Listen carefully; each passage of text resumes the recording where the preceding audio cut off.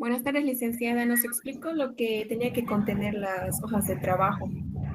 Ese ejemplo que está mostrando en pantalla justo ahora. Hemos terminado de explicar el papel de trabajo, ¿verdad? Es lo que está en pantalla, sí, Lice. Ok. Hemos visto lo que es referenciación y correferenciación. Por favor, si me ayudas. No, Lice, no hemos visto todavía. No hemos visto. Perfecto, listo. Muchas gracias. Sí, Bien. Ya hemos visto entonces qué debe contener un papel de trabajo. Rápidamente vamos a terminar esta última parte, que es la referenciación y correferenciación de papeles de trabajo.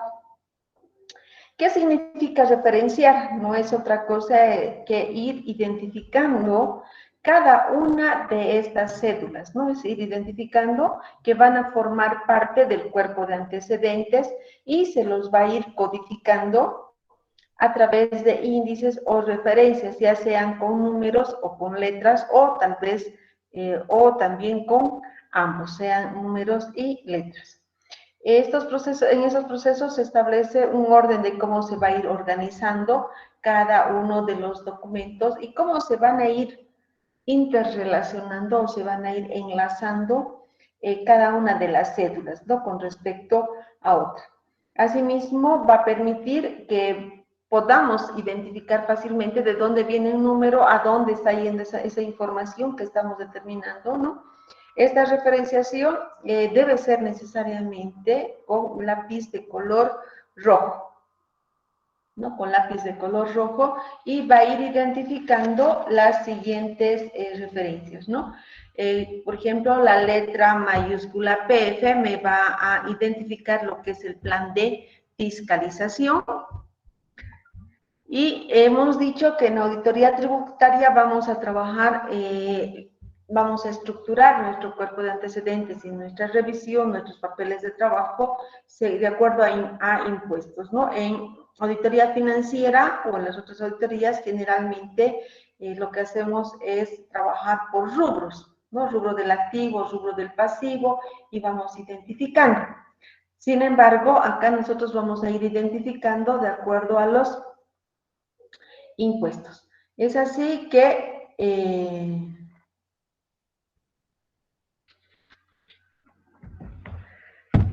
tenemos, por ejemplo, de la letra B, que va a identificar a todas aquellas cédulas que están relacionadas con el IVA.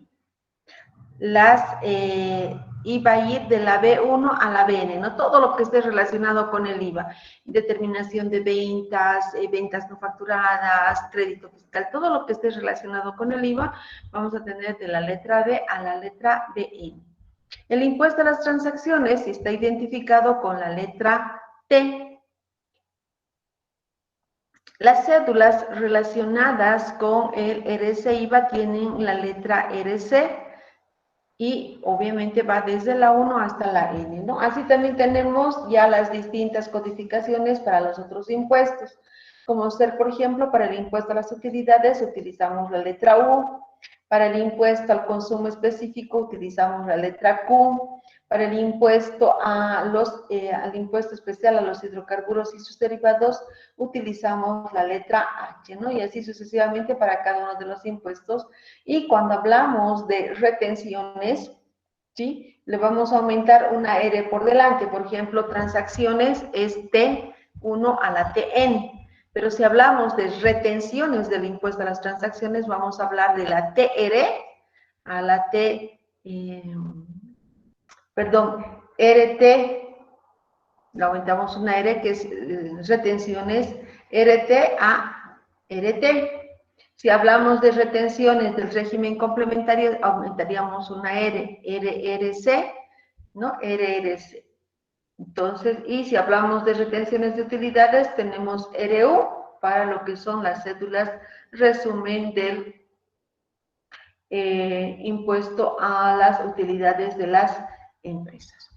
Ahora, ¿qué pasa? Nosotros utilizamos también cédulas resumen y utilizamos las codificaciones para este estricto. Cuando se trata de identificar aquellas cédulas resumen, vamos a aumentar la letra R por ejemplo, en este caso, para hablar del resumen general de reparos, RG, que es la cédula que nos va a resumir el total de los reparos del adeudo tributario.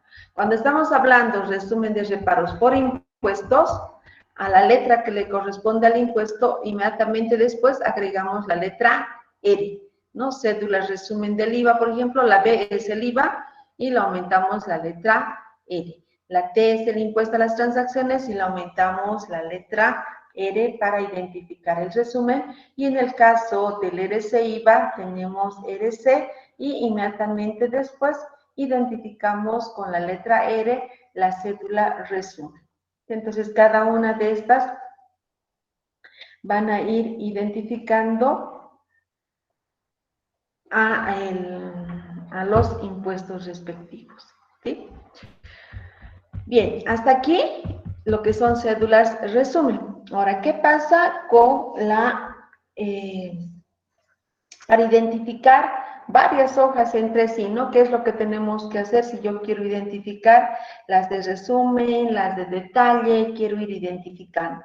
Entonces, se va utilizando un guión de separación de números en una primera etapa, ¿sí? Si yo quiero identificar, por ejemplo, del impuesto a las utilidades, mi hoja resumen es UR, la U1, la U2, separando en una primera etapa, cuando estoy separando U1, U2, U3, etcétera, etcétera, hasta UN, ¿no? Cuando sean cédulas, todas que estén relacionadas con el impuesto a las utilidades. Pero también muchas veces es necesario que nosotros vayamos componiendo, hay una mayor composición de cada una de las cédulas, para lo cual se va utilizando un punto para la separación. Entonces vamos a utilizar la separación con puntos, de acuerdo al siguiente ejemplo. Por ejemplo, para identificar la del papel de trabajo de U1, puede estar compuesto, por ejemplo, por U1-1, U1-2, U1-3 y así sucesivamente, ¿no? Pero ¿qué pasa si yo quiero descomponer este U1-1? Entonces, empiezo ahí inmediatamente a utilizar puntos. Entonces, la U1-1 va a ser igual a, o va a estar conformada, codificada con U1-1, que es la misma, punto 1. U1, guión 1, punto 2, punto 3, etcétera, ¿no? Entonces, la composición de cada una de ellas me va a ir identificando, ¿sí? Cómo está compuesta, si es necesario. Si no es necesario, obviamente se va a quedar, de pronto yo no tengo ninguna hoja que compone la U1, entonces ahí se quedará con de pronto la U2 sí tengo que descomponer porque tengo un detalle, por ejemplo, tengo un detalle de gastos de remuneraciones al factor trabajo, entonces quiero ir identificando en cada una de ellas, entonces voy a ir especificando, ¿sí? Bien, ¿qué pasa con la correferenciación o la referenciación cruzada? El objeto es identificar la relación directa que tiene una cifra con otra cifra y que van a figurar en distintas cédulas, ¿no? De acuerdo al criterio del fiscalizador, puede utilizar algunas reglas para estas referenciaciones, ¿no? Primero, una de las primeras reglas que solo puedo registrar o solamente puedo cruzar cifras que sean idénticas. Si yo estoy hablando, por ejemplo, de depuración de crédito fiscal, voy a poder cruzar con depuración de crédito, ventas no facturadas, pero no voy a determinar, por ejemplo, ventas no facturadas, no voy a cruzar con depuraciones, porque depuración será un papel y ventas será otro papel de trabajo.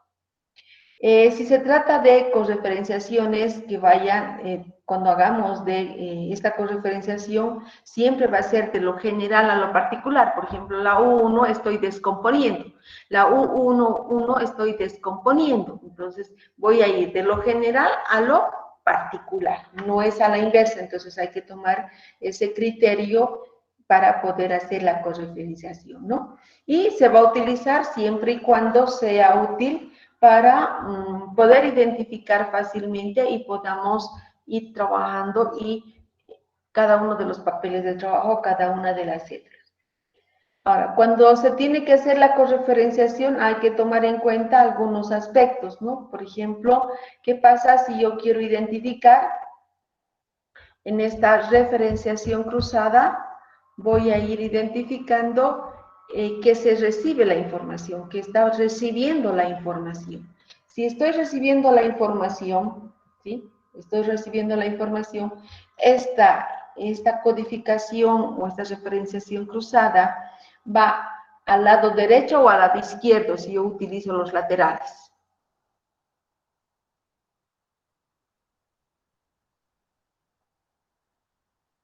Al lado derecho o al lado izquierdo si estoy recibiendo información.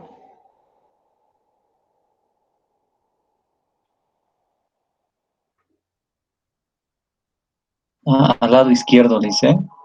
Correcto, al lado izquierdo, ¿sí? Y si yo utilizo arriba o abajo y estoy recibiendo información, ¿es arriba o abajo? Arriba, dice. Arriba, correcto. ¿Sí? Perfecto. Se supone que eso han ido trabajando ya, ¿no? Ustedes. Estoy suponiendo que en mi papel de trabajo de la U18 tengo estos 5.000 que estoy recibiendo, ¿sí? Digamos de la U20. Ojo, si estoy recibiendo va a ir al lado izquierdo. Si estoy enviando va a ir al lado derecho. Ahora, yo puedo utilizar también arriba o abajo. En este caso, si estoy recibiendo va a ir en la parte superior. Y si estoy enviando va a ir en la parte inferior. Pero yo no puedo usar en ese papel de trabajo, digamos, al costado y en el otro yo quiero se ve más bonita arriba y en el otro otra vez al costado, a los laterales. Tiene que ser uniforme. Si yo opto por utilizar la referenciación cruzada en los laterales, pues todos mis papeles tendrán que estar identificados bajo ese criterio en los laterales. Si yo decido utilizar arriba o abajo, también tienen que estar todos los papeles bajo ese criterio. No puedo ir alternando en unas sí y en otras no, ¿no? Entonces, sí o sí, tienen que ir identificando o determinando el fiscalizador si utilizan los laterales o utiliza arriba o abajo. ¿Qué pasa si nosotros estamos mandando la información? La que manda o sustenta la información, ¿sí? Yo estoy mandando estos 7.000 a la U20. ¿Puedo utilizar lateral? Hemos dicho, si yo recibo va a la izquierda, si yo envío va a la derecha. Si yo recibo y utilizo arriba o abajo, si yo recibo va en la parte superior y si yo envío va en la parte inferior. Entonces, eso no tenemos que perder de vista y además debemos ir identificando de manera uniforme, no utilizar bajo ningún concepto alternativamente arriba o abajo, ¿no? Entonces, voy unificando. Ahora, las marcas de auditoría, bueno, van a utilizar las mismas marcas que, bueno, conocen o han ido utilizando en las otras auditorías. Pero también nosotros podemos poner nuestras propias marcas, sí podemos poner nuestras propias marcas de auditoría. Lo único que tiene que ser es, yo puedo utilizar la marca que yo quiera, pero tengo que especificar en mi papel de trabajo esa representación gráfica y lo que significa la, ¿no? De pronto a mí se me ocurre utilizar un asterisco. Entonces tendré que decir qué representa este asterisco. Podría utilizar un tiqueo, tendrá que decir qué significa ese tiqueo, ¿no? Verificado con, revisado con, cruzado con, entonces sumatoria, total, parcial, etcétera. Entonces todas esas marcas de auditoría deben utilizarse en los papeles de trabajo. Ahí no tienen dónde perderse porque ustedes, bueno, ya conocen, han hecho prácticas en las otras auditorías y no es, lo único que estamos haciendo es recordar un poquito aquello que ya han aprendido. ¿Ya? ¿Alguna consulta, alguna duda ya de esta última parte para ir cerrando? Ya. Bien, vamos a entrar a hacer ya nuestros papeles de trabajo. Rápidamente vamos a empezar a correr a partir de hoy día con nuestros papeles de trabajo. Ya nos está pisando mucho el tiempo. Nos queda poco menos casi de un mes para terminar ya todo. Entonces vamos a acelerar un poquito nuestro proceso de elaboración de papeles de trabajo. Van a trabajar el día de hoy con este cuadro de depuración de crédito fiscal. Como es la primera vez que ustedes están haciendo este cuadro, yo les voy a pedir que trabajen en una hoja Excel inicialmente y me detallen todas las facturas de compras y me digan si cumple o no cumple los requisitos del sistema de facturación. ¿Ya? Este cuadro de depuración solo se trabaja, por si acaso, para aquellas que no cumplen los requisitos del sistema de facturación, ¿no? Que las vamos a depurar, que no se valida por los distintos aspectos. Pero en esa primera etapa, como es la primera vez que ustedes están trabajando, quiero que me revisen o me trasladen a este cuadro todas, absolutamente todas sus facturas de compras al 100% y me identifican si cumplen. ¿Cuáles son los requisitos para validar un crédito fiscal? Hemos aprendido y hemos repasado insistentemente en lo que es tribuno. ¿Cuáles son los 3 requisitos básicos para validar un crédito fiscal?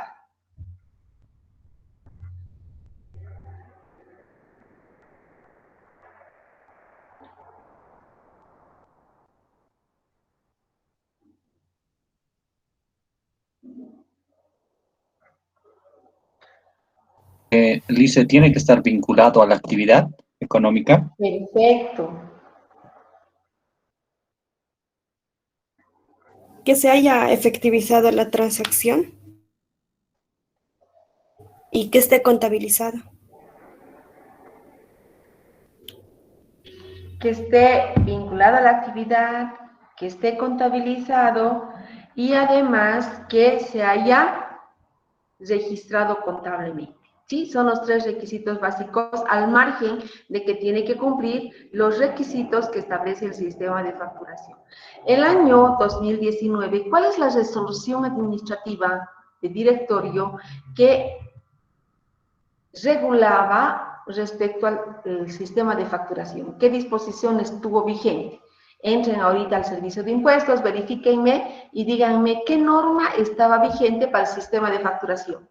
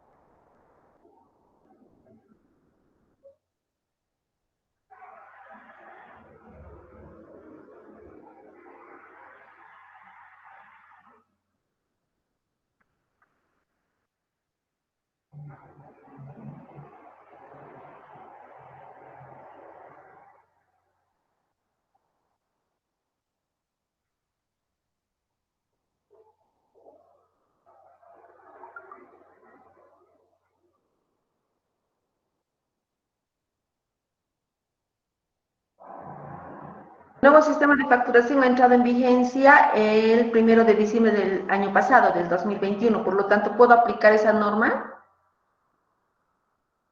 No. No, no puedo aplicarlo, ¿ve? Porque eso ha entrado posterior. Tengo que aplicar la norma que estuvo vigente el año de su, que estoy fiscalizando.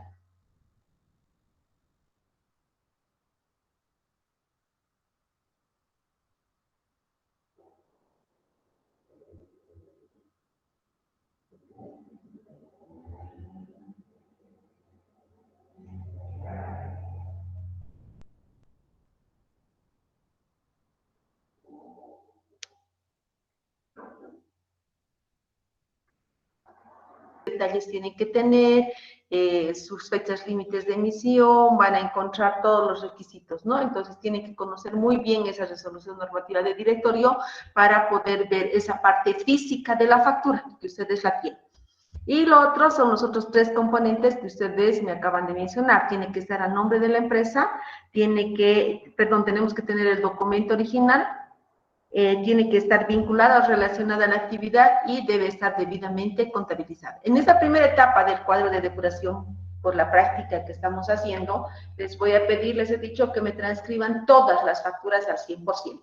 Me van a ir especificando por periodos, o sea, siempre de acuerdo a los papeles de trabajo que hemos aprendido, se van a ordenar del periodo más antiguo hacia el nuevo. Entonces, nuestro periodo más antiguo aquí es septiembre. Entonces, consignamos periodo septiembre, la fecha de su factura, el número de NIT de la factura de compras, quién es el proveedor, el número de la factura, el número de autorización de la factura, el importe de la factura. Y aquí la observación, si todo está bien, cumple esos 3 requisitos y además físicamente cumple todos los requisitos del sistema de facturación, en observación me lo van a poner factura correcta, factura validada, si ustedes quieren. Pero si no, ustedes me tienen que identificar por qué estaríamos depurando esta factura. Por ejemplo, yo les tengo aquí un ejemplo y digo que esta factura de 500 es por compra de salteñas. La salteña no está vinculada con la actividad. Entonces digo compra de salteñas, no vinculada a la actividad.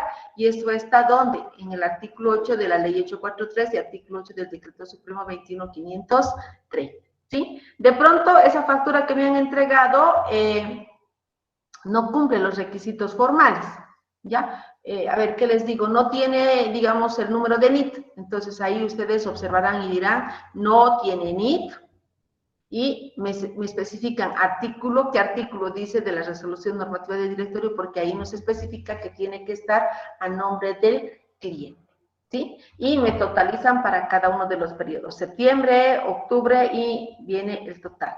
Esto, inicialmente, para quienes ya conocen, por si acaso, solamente se hace de las que estamos depurando, pero yo les estoy haciendo trabajar con el objetivo de que ustedes vayan tomando más práctica, ¿no? Del 100% de las facturas y ver cuánto validan y cuánto no validan. No se olviden que yo ya tengo revisados sus trabajos, entonces yo sé cuáles deberían validar y cuáles no deberían validar.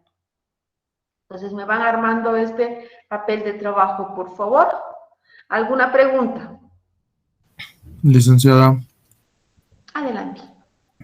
a quien estoy fiscalizando, no, en su trabajo no me ha entregado ninguna factura. No tiene ninguna factura, más que comprobantes de traspaso, ingreso y, o sea, ha entregado pocos documentos, licenciada.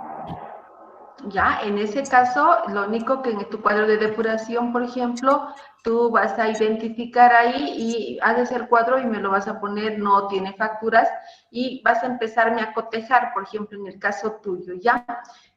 Tú te vas a adelantar, como no tienes las facturas, te vas a adelantar. Verifícamelo si esa es en su declaración jurada, ¿tiene compras o no tiene compras?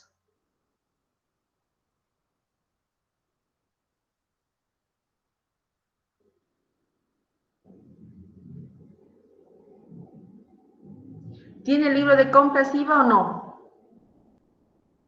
No, licenciada, no, tampoco tiene eso. No hay libro de compras IVA. No, licenciada. ¿Tienes su formulario 200? ¿Tienes compras o no tienes compras? Tampoco tiene formulario 200, ningún formulario, licenciada. Ningún formulario. Ya. Un poco ahí va la reflexión. ¿Se dan cuenta? El compañero que le ha tocado ese trabajo, por ejemplo, ¿cómo puede practicar si no han entregado?